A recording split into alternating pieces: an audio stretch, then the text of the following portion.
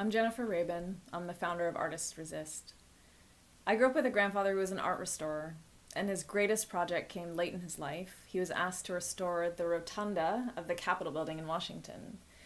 And it's this beautiful fresco painting that tells the story of our country, and there are depictions of liberty and freedom.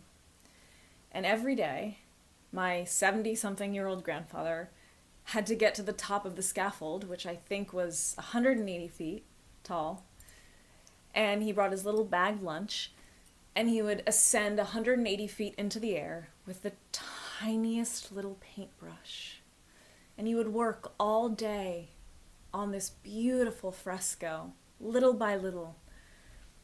And that taught me early in my life that art mattered and that it was something worth taking care of. And then as an adult, I became a writer and then a visual artist and an arts writer. And so the arts and humanities are the most powerful forces in my life. They've given me all of the most wonderful things that I have.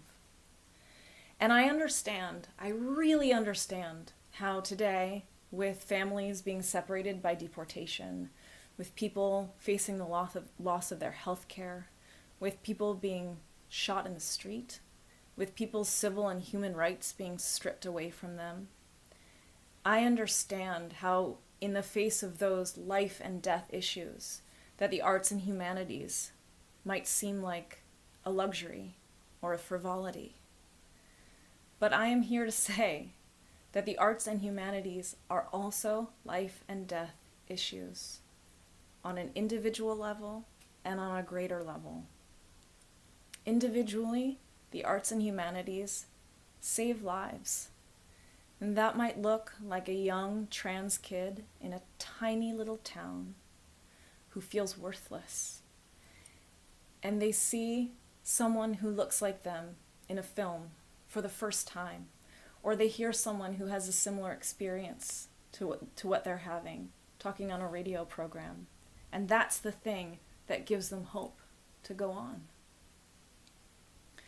And on a larger scale, the arts and humanities, they act as windows into other people's experiences who are nothing like us. And for that reason, they breed empathy.